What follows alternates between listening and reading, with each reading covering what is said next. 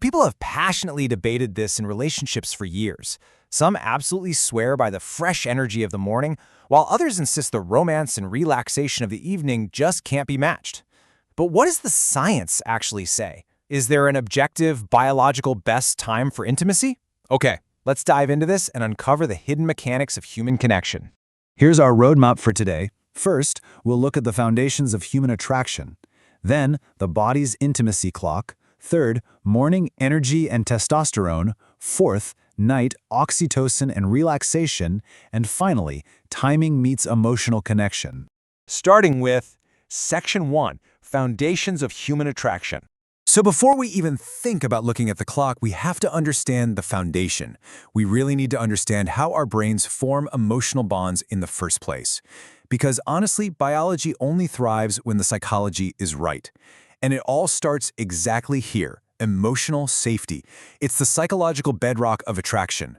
Research actually shows that one of the absolute strongest psychological influences on desire is simply feeling respected, accepted, and emotionally secure. When you feel safe, you're far more likely to trust, communicate openly, and build a strong connection. Interestingly, physical attraction isn't just a static thing based on appearance, it literally grows alongside trust and authentic confidence.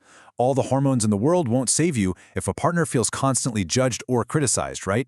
Because that actively shuts down the exact conditions where desire can flourish. And when that emotional safety is established, we start to see this natural progression of hidden signs of mutual attraction emerge. It usually begins with subtle, repeated physical touch. Then it evolves into creating opportunities for privacy, actively looking for quiet places to just be alone together. We might also see behavior mirroring, where partners subconsciously copy each other's posture or facial expressions, which builds emotional closeness.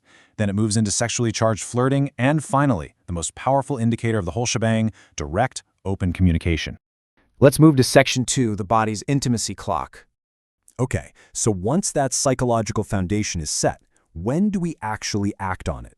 To really understand the timing of intimacy, you have to understand your circadian rhythm.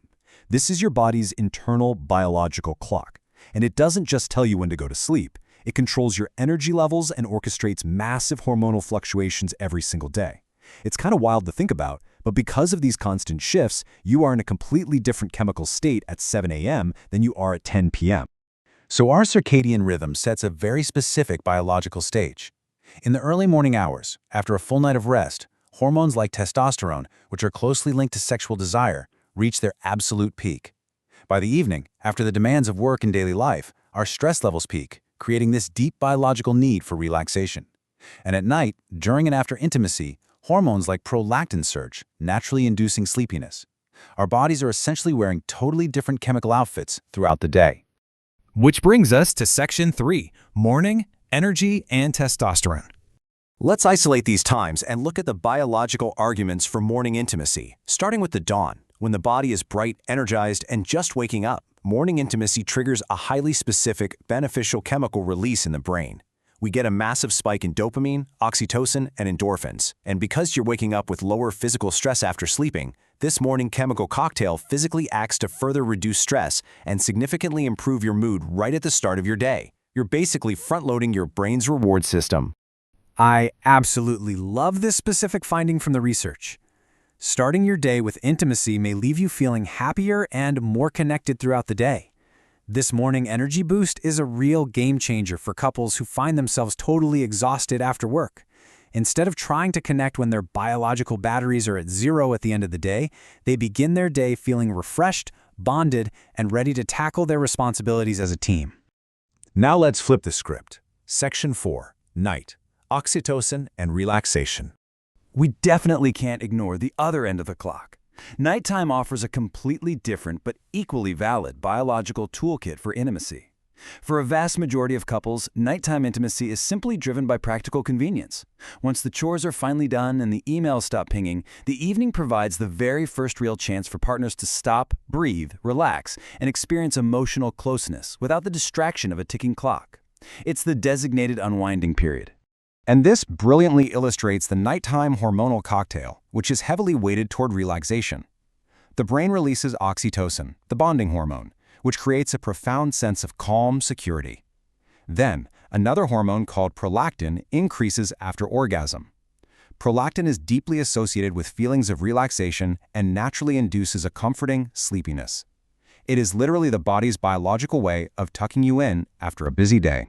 So, if we weigh them on a balanced scale, we see two perfectly designed biological systems. Morning offers an energy focus, leveraging high testosterone and starting the day with stress reduction. Night offers a relaxation focus, leveraging high prolactin for comforting, unwinding, and deep emotional bonding. It's not a competition for sure, it's simply a choice of which biological benefit best serves your current needs. Now, what's really interesting here is looking at these core biological differences side by side. The choice becomes pretty clear. If you want energy and a mood boost to tackle a hard day, the morning side with testosterone and dopamine is your biological ally.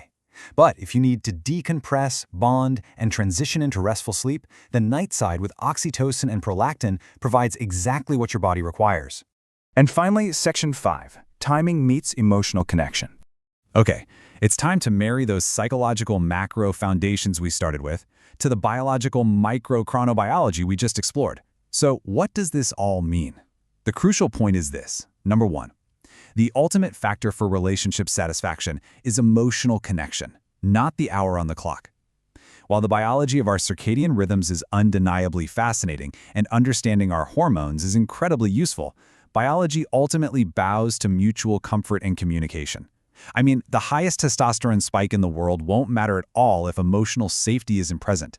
So, if you want to take this evidence-based research and actually apply it to maximize intimacy, here are the steps. Step 1, cultivate emotional safety. Build that firm foundation of respect and trust so that desire can grow. Step 2, understand your partner's clock. Pay attention to when they have energy and when they just need to unwind. Step 3, communicate preferences openly.